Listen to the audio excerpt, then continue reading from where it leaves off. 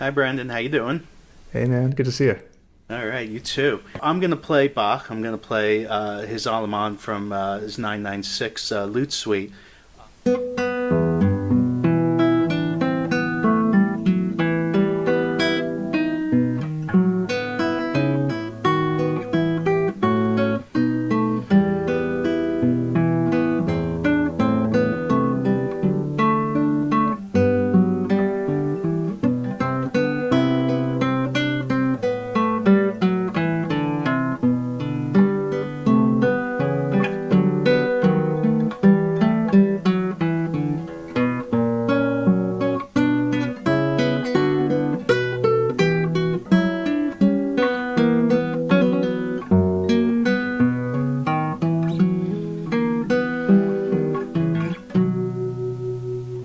Yeah.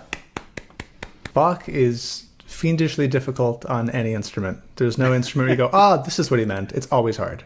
But it kind of works on every instrument because the music is so well written. It's just, it takes more work than the other guitar composers, certainly, because the guitar composers had a fretboard in their hand and they wrote things that naturally fit in the fingerboard, like, it just flows on the guitar. This was not conceived of on the guitar, or even a lute for that matter. It was composed on a keyboard called the Lautenwerk, a lute harpsichord. Bach's quote-unquote lute suites were actually composed on the keyboard, where they fit the easiest, still not easy, but easiest. And then lute players tended to adapt them, and now guitarists play them a lot. But Bach really is one of those people that you really need spider fingers. It's like this, where you don't see that type of thing when you play other guitar composers, because they really often what happens is the left hand of the piano will be going bum, bum, bum, bum, and the right hand goes bum, bum, bum, bum. It goes contrary motion. And how do you do that in the fingers? Go bum, bum, So it just really takes a lot of finger independence. And but we can learn so much. To play Bach, we have to up our game technically, as I'm sure you've experienced. Like, it really demands more. And it demands more work. So it's a really good start. I think there are some things we can talk about that would help you down a path to being a bit more musical, to also maybe to a bit more stylish in the Baroque style. But let's start with the things that I think are getting in the way. What I hear right now is that what I see is right now we have a little bit of a finger per fret thing going on, or finger per string, sorry, where sometimes when you have 3 notes on the second string, you'll play M, M, M, and then you have 2 notes on the third, and you go I, I.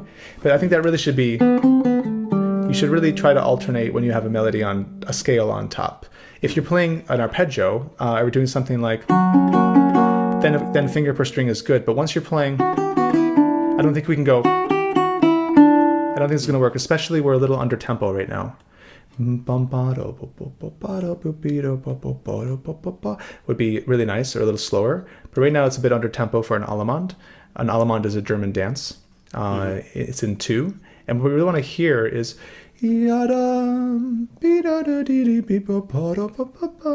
to hear the big beat and not bum. We don't want to hear the rhythm on an 8th note level. And that's hard. It's really hard not to have that happen. So I think one of the things that'll help you is not by repeating so many fingers on scales, because you can hear it. It's not just like I'm not just wearing my teacher hat and going, you must always alternate. Sometimes I don't alternate when it's slow. There's reasons to do that. But when you're playing fast, I think playing with the same finger, it has it's like running on one foot. It's a bit jagged sounding. And I think you can smooth things up by just go through the piece with a fine-tooth comb and just make sure you're alternating when it's possible. That seems to be a hurdle right now. And then there are some other things, but I'm going to ask you to start one more time, and maybe I'll interrupt you if that's okay. Okay. Do you want me to pick up the tempo a little? I'm purposely doing it slow. That was something Marissa said I was rushing, to slow it down. Okay, I think the Allemande is a bit faster than that. Why don't you try a little faster to see what happens? Okay.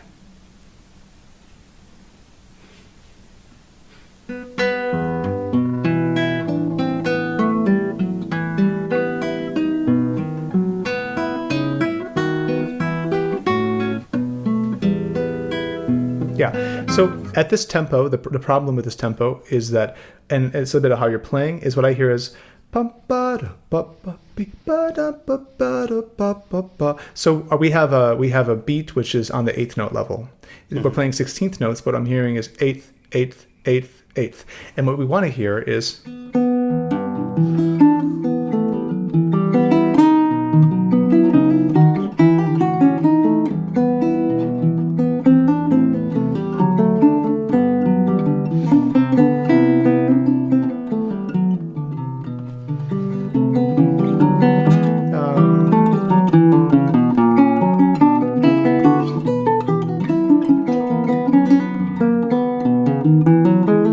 let's see, sorry.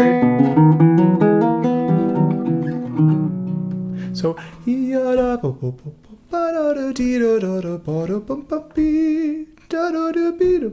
2, 1 and a 2 and a 2 and 1, and right now here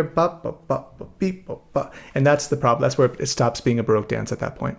Yeah, because I'm tapping my feet in the 2 that you're describing as opposed to. Yeah. Okay, let's do this. It's I know it's hard to jump to playing in a half note pulse, but we can at least go then one step closer and do a quarter note pulse. So let's try to do, on purpose, do accents. 1, 2, 3, 4. So let's move it from da ba ba ba ba ba to ba da da dee ba ba da dee da ba. Every big beat gets an accent. Okay.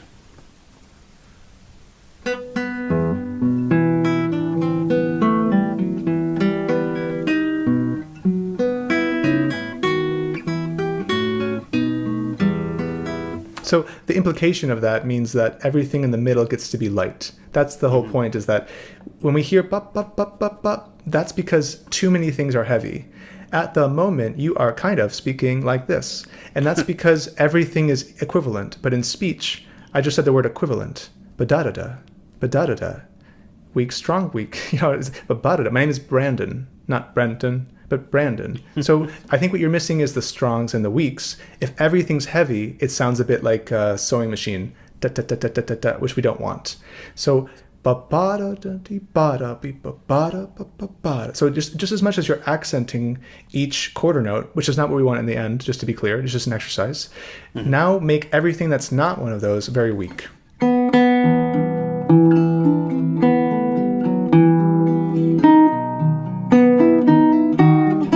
That was wrong.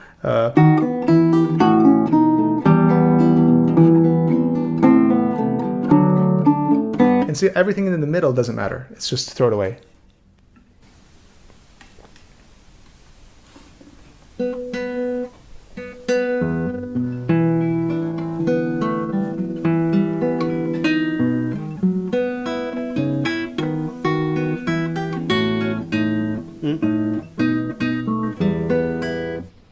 That was already way better. I was instantly, without trying, I was starting grooving like this, because now you've shifted. It's a different piece now. And the ending goal would be get used to that, and then eventually, 1,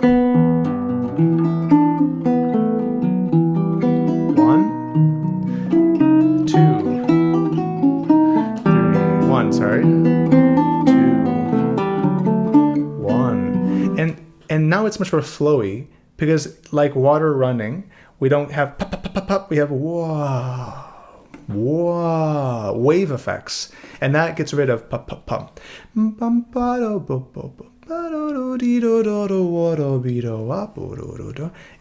not important. It's legato, but smooth. So why don't you try once now? This is going to be an interesting experiment. Now try everything watery with no accents.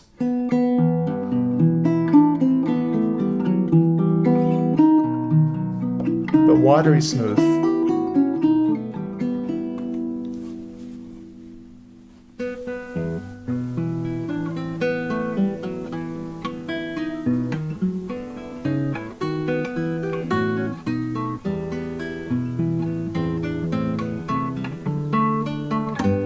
That was nice. Okay, now give me an impulse, a little bit of extra sound on beat 1 and beat 3. Beat 1 and 3. Okay. Yeah.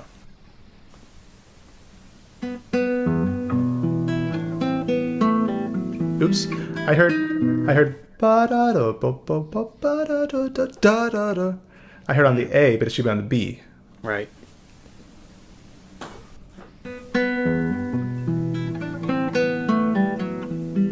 Strong, strong, weak, weak, strong, weak, strong. Yeah. Okay, so that's something you can mess around with. I think it's going to really help with the fluidity of the piece. Another thing that's bothering my ear is the opening. I hear. This is something that has worked its way into the guitar world, which I don't really agree with.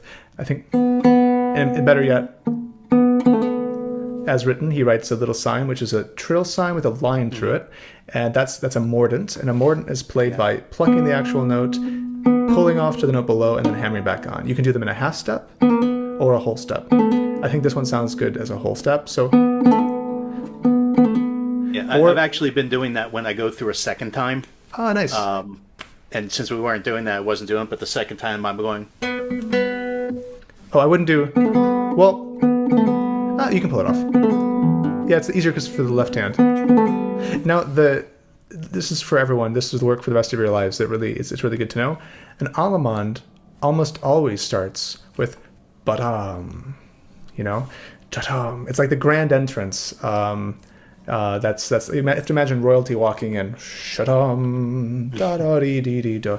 And so I don't think ha makes sense to me. Yada. Can I hear that with legato, but with an accent on one? Yada. Not quite. Let's try slower. I hear a click in between the two notes. Yada. Yeah, there's a bit of click in your nail going on, but let's try to change the fingering. M-I. Okay. The tone I did tone more is a nails bit, than before. like I was talking about with Judah. I have the impression that you're scratching the strings and not caressing. Relax the tip joints and don't try to make a lot of volume. Just wada. That's better. There's still a little bit of a ta-ha in between. So I think an exercise for you, Aaron, that would really be good would be with nothing in the middle. There's no pause.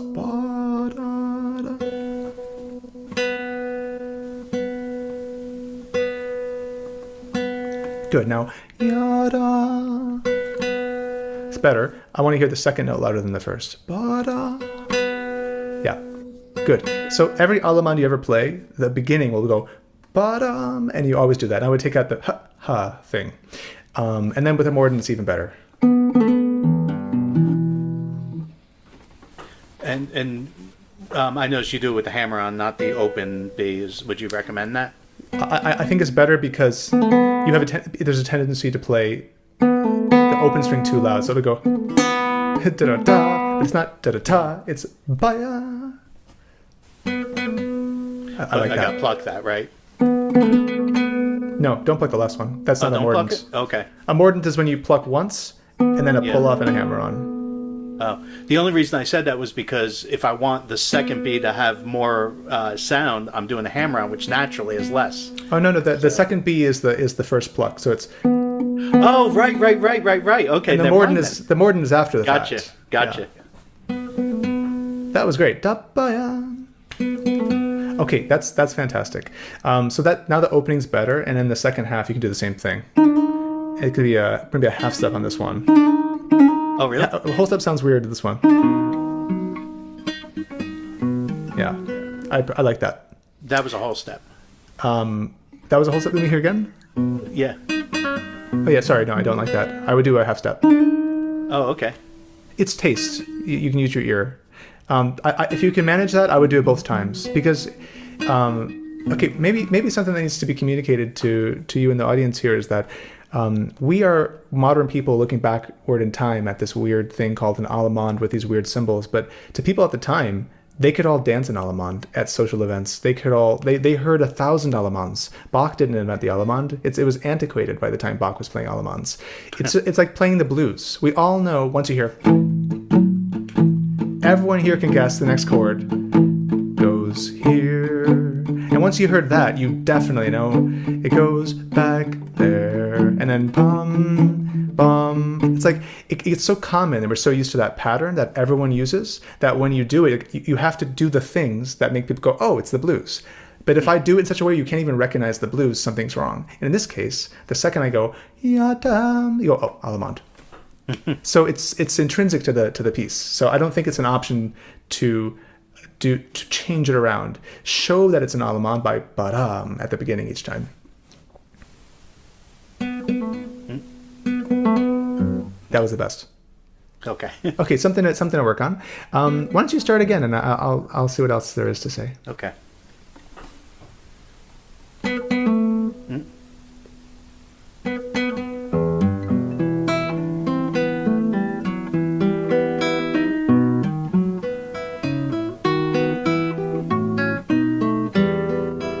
Yeah. Okay. So I think the last thing we'll talk about today is Bach often writes in perpetual motion, where he does write ta-ta-ta-ta-ta-ta, just a series of eighth notes. And I think it's a bit of a hard thing to interpret, because when you see ba ba ba ba ba ba ba on the page, it can be easy not to know where the phrases end and begin. And so we need to know what's the beginning of a phrase and the end of a phrase. And so the way to do that is to know where the cadences are.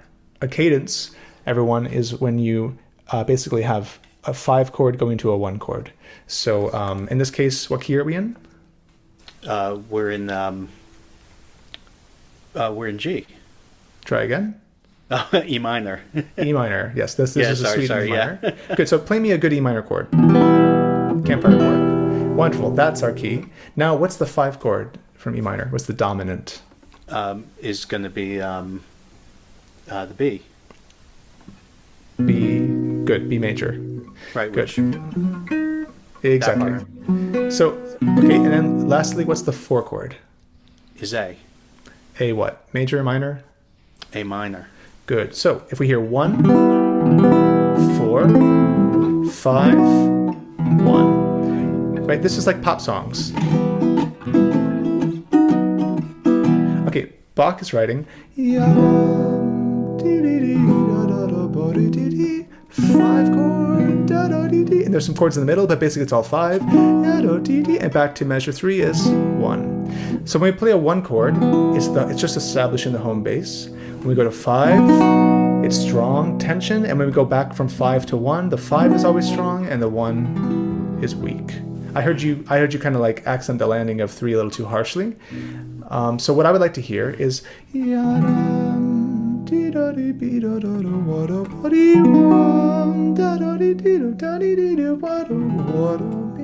with a relaxation, because we now are finishing a phrase.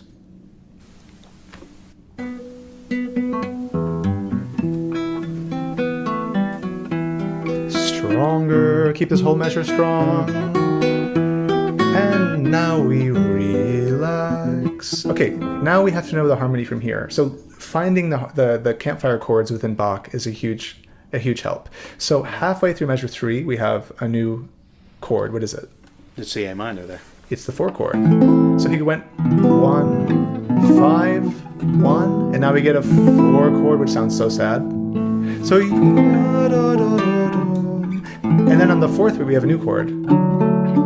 What's that? That's the D major. D major going to? G major. Okay, so this is so important. Bach, for everyone here, one of the reasons Bach is such a genius and so tricky, especially with harmonic analysis when you try to write in the chords, which I'd suggest everyone do. You should write chords above to know where the campfire chords are, because it really grounds us in the harmony. There's lots of unimportant scales in between that don't need emphasis all the time. We just play here chord going to this chord, 5 going to 1, with fluid notes in between, not heavy notes. And so here we are actually modulating. He's going to G major on measure 4. And he's doing that with a D major chord. This is kind of complicated, but essentially the D major chord is the 5 chord of G major. So by using D major, he makes it sound like now we're in the key of G major. So this is kind of cool. We hear 1, 5, 1. And now he says 4 chord. Hey, pivot to a new key. D major, G. We started in E minor, now we're in G major. So that's kind of sweet. So I would say something like, let's see. B major, Now A minor, D, going to G, but then we go to C, long scale down. Now when we do the long scale, falling, falling down, climbing up and up, back to E minor. Oh, we're changing keys again. And where do we end up? With 2 to B major. So we actually end with the help of an F sharp major chord. We end in B major. Now, this is not a coincidence, Aaron. If you look at a lot of music, the song starts in one key, and it'll finish, especially Bach, it'll finish the first section by modulating, changing the key to the 5-chord key. So if our 5-chord is B, he'll try to get us to B major by the end. So knowing where those spots are and then pushing into the 5-chord, whatever the new 5-chord is, landing in the key, and make sure that the resolution feels really gratifying. Oh, I'm at home again. New 5-chord, oh, but we landed at home. So I think that's the other thing that you could really think about, is like writing the chords in and then lean into the 5-chord. And what I'm not hearing when you play is, where are the points of relaxation, those cadences? I think you could really exaggerate. Before we go, why don't we try that? Maybe a little slower. And then I just really want to hear you relax into measure 3. And then I want to hear a new relaxation into measure 4 in G major. And then we go all the way to B major in the 8th bar. Let me see if we can get that. Okay.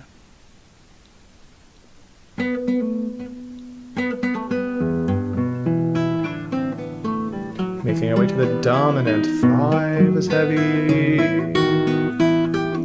And relax. Pushing. D major, G, relax.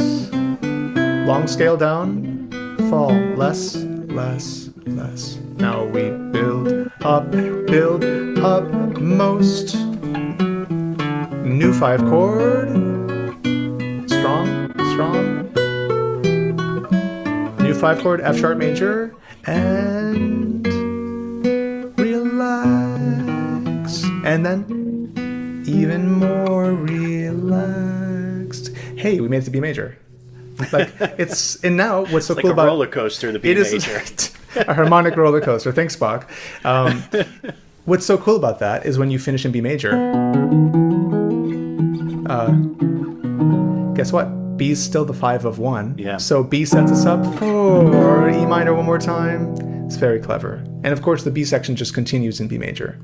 Right. He was a master of harmony, and he knew exactly what everything I just described is like baby stuff to him. So our job as modern people looking back in this barrage, this forest of notes where we get really lost, I think. I'm exaggerating, you didn't sound like this. But we get lost in this, and we don't see the forest for the trees.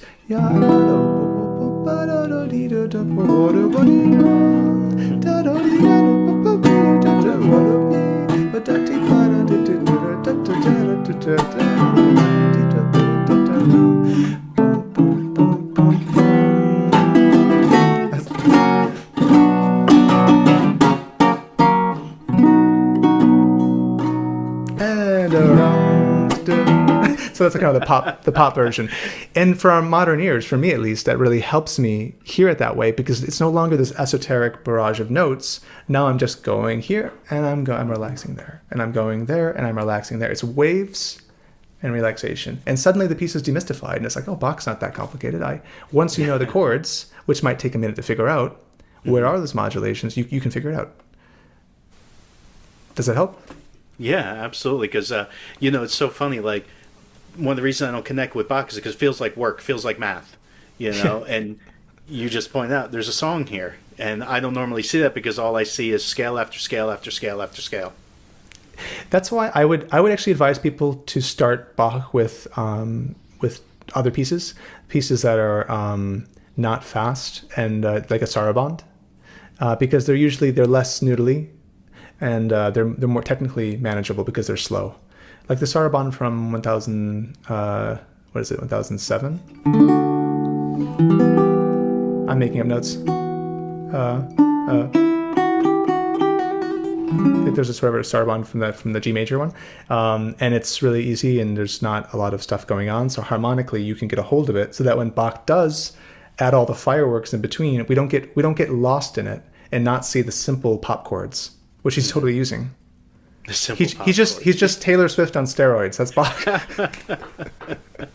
If Taylor Swift wanted to modulate 20 times in a piece, which he does, he modulates all the time. And one of the clues, everyone, if you're confused at all about that, I mean, you might have to just work a little bit more on theory, which is totally not hard. I have to say, it's not rocket science. And but there's sometimes a conception out there that we don't need theory, or like music theory ruins music making. I don't think so at all. Music, it's like, if you want to be a good physicist, math is the best tool. You better know some math if you want to be a physicist. And if you want to be a good classical guitarist, you better know music theory. It's the language we're using. Why wouldn't you want to understand the language?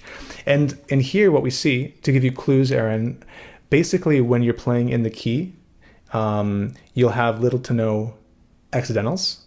But suddenly when you see brand new accidentals that weren't there before, like A sharps start appearing, you know you're going somewhere else. I see a bunch of accidentals suddenly in measure 7.